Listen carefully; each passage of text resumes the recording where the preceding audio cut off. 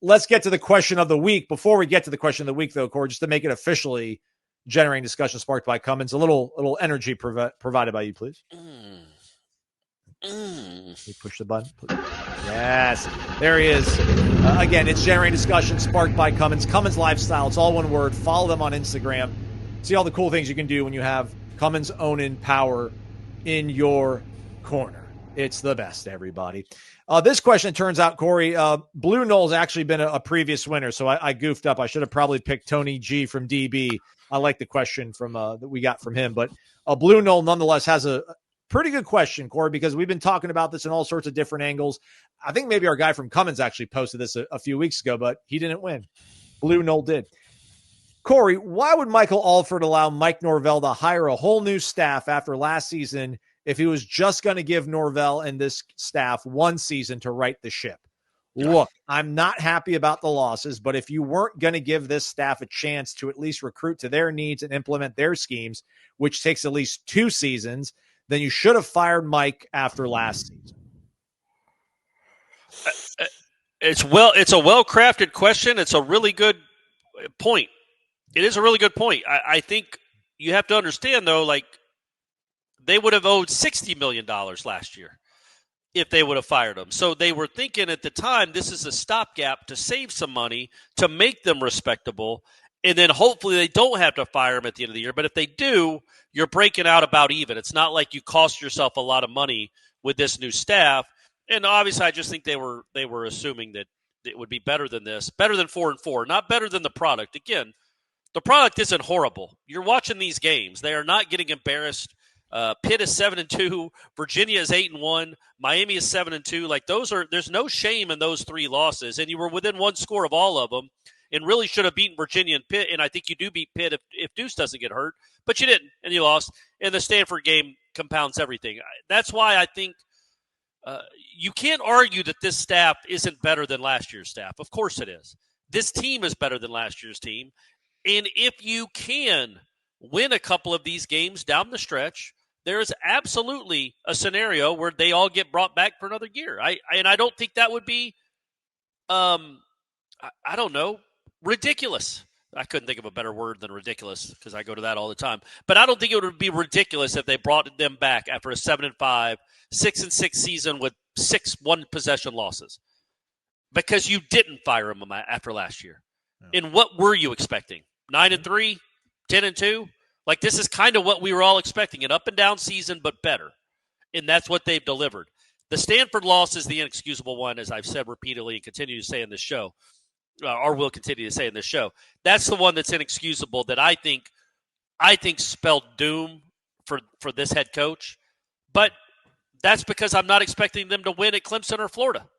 If they can lose at Stanford, I assume they're going to lose all their road games. But if they go win them all, then yeah, it's a bad night in Palo Alto when your kids are used to being asleep at that time of night. So you could chalk that one up too. But yeah, it's a fair point. Like, this coaching staff is better. This coaching staff is a legitimate D1, high D1, I think, coaching staff that you could just tell by the players they're playing, the players they brought in, the players they've already developed in 1 year.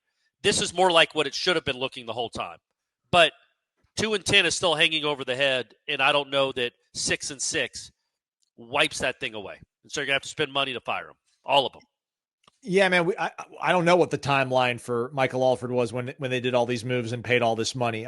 I do wonder, like, what the expectation would be for. I'd love for them to come out with a statement before next season. Like, we have put everything in place to make this a team that should compete for a championship. And if not, we will then have to move forward in a different direction. I know they wouldn't say something like that, but it would have to be playoff or bust. What I ask you, Corey, is this in terms of what they were hoping for, because I never understood it. Like, the realistic belief was go 8-4, gives you some semblance of momentum, keep some of these guys that you can keep, as many as you can that you want to keep, bring in some new dudes, second year with the staff, and then, 10 wins, conference championship, that's back on the table.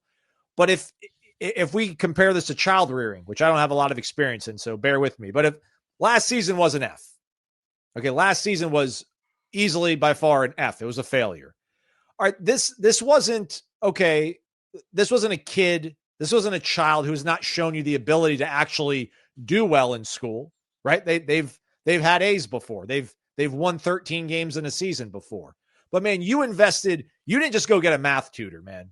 You got a math tutor. You got an English tutor. You got a science tutor. You got a history tutor. I mean, you've put everything around this guy and this team to be successful, and you're like at a C.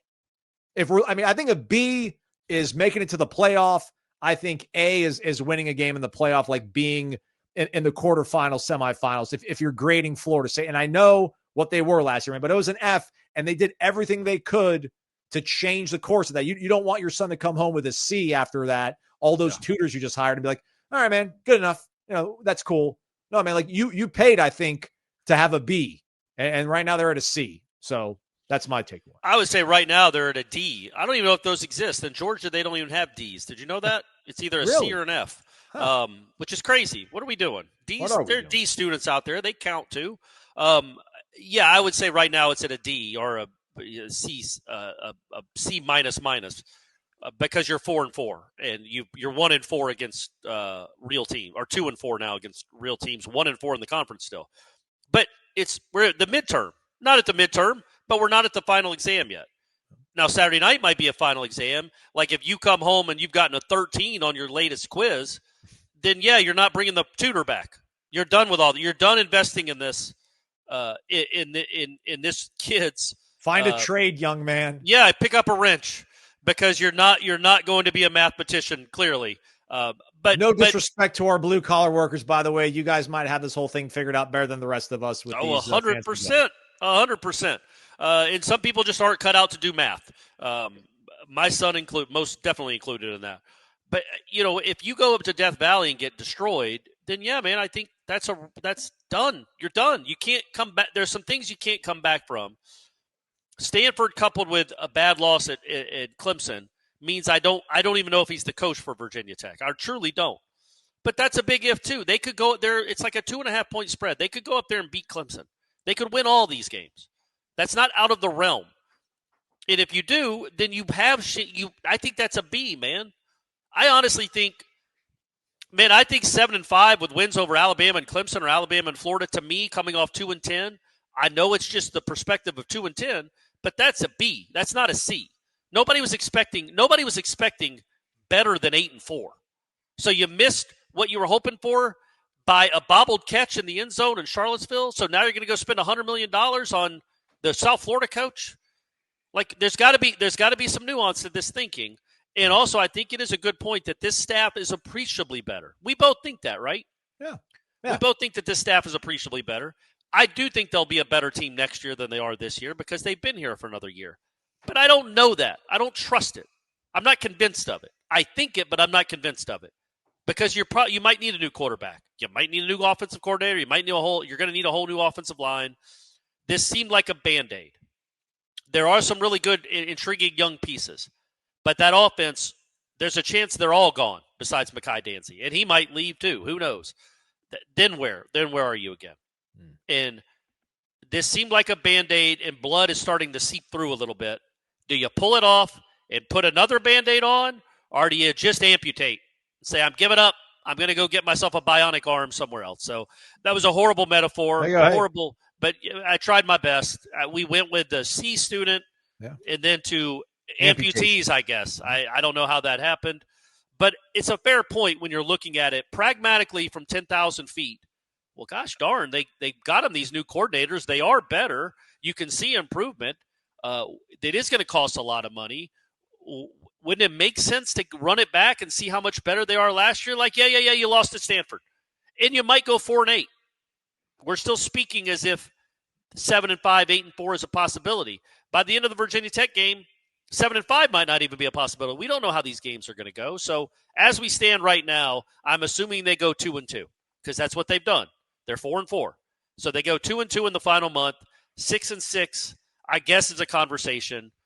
It doesn't help that your best recruit just left, just bounced to Ohio State. But it is going to be very expensive to make a change. The discussion continues over at warchant.com. In the interim, between your time here and there, stop by Instagram. Follow Cummins Lifestyle. It's all one word.